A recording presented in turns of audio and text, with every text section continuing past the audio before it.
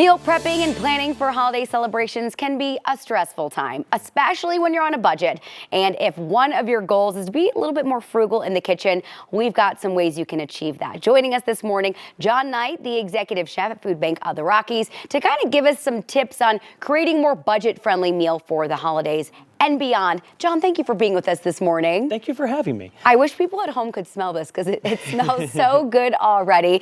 But a lot of times we make a Thanksgiving, Christmas, whatever, any holiday meal, and we don't know what to do with some of these items, but you're gonna teach us how to make some really tasty soups and stews out of these, leftovers. Yeah, so very often people make a very large holiday meal. They make a bunch of food for their family and they want to have an extravagant celebration. Yeah. But there are parts of the animal, or parts of the turkey that you don't eat, parts of the ham that you don't really touch.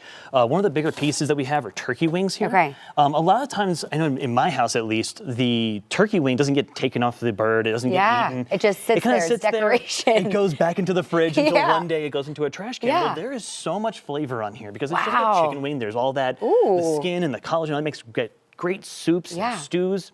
And so I Cool. always take these off whenever I can. I know my Okay. family doesn't eat them, so I pull them Yeah. off before I cook.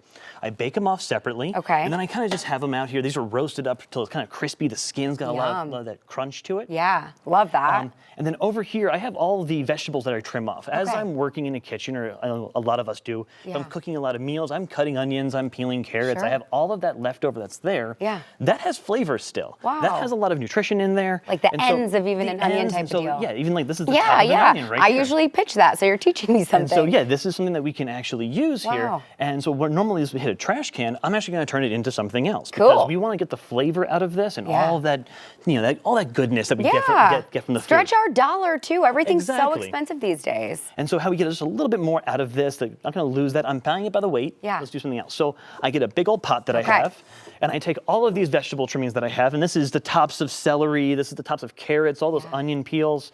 I'm just going to dump it into my stock pot. Okay, perfect. All right.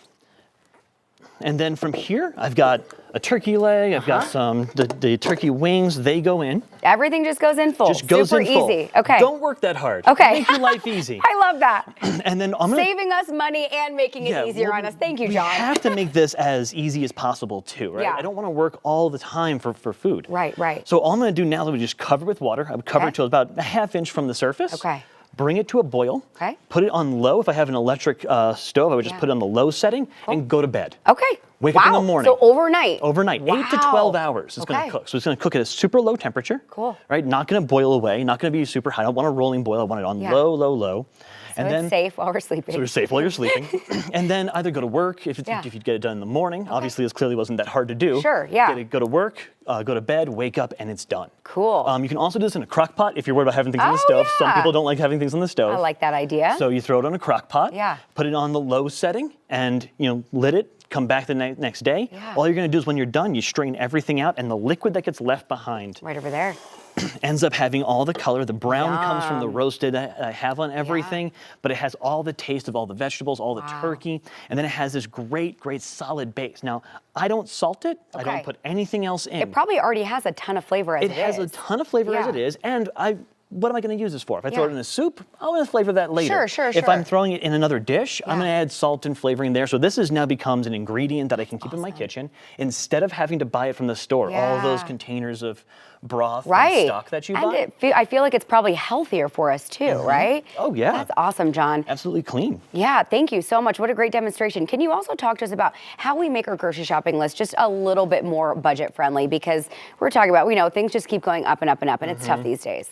Some of the things that I always do is one, again, buying things that have the bone and meat. Okay. Because I can then continue to process it down just the same way as this. Okay. Taking things like the turkey leg I had in here, I can cut all the meat off. Right here, this was a picnic ham.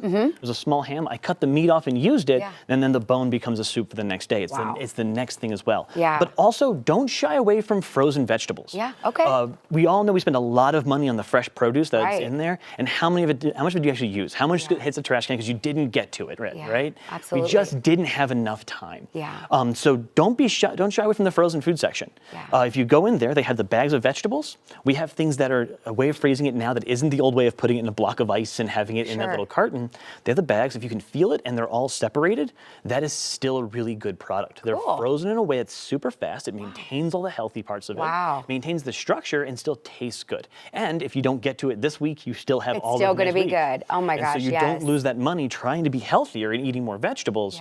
And then having a drawer full of things that are getting bad and getting wilted and not tasting as good. Absolutely. Jon, oh my goodness, thank you so much for joining us. We so appreciate you guys do fantastic work at Food Bank of the Rockies, and we so appreciate you. Thank you Happy so much. holidays. Thank you.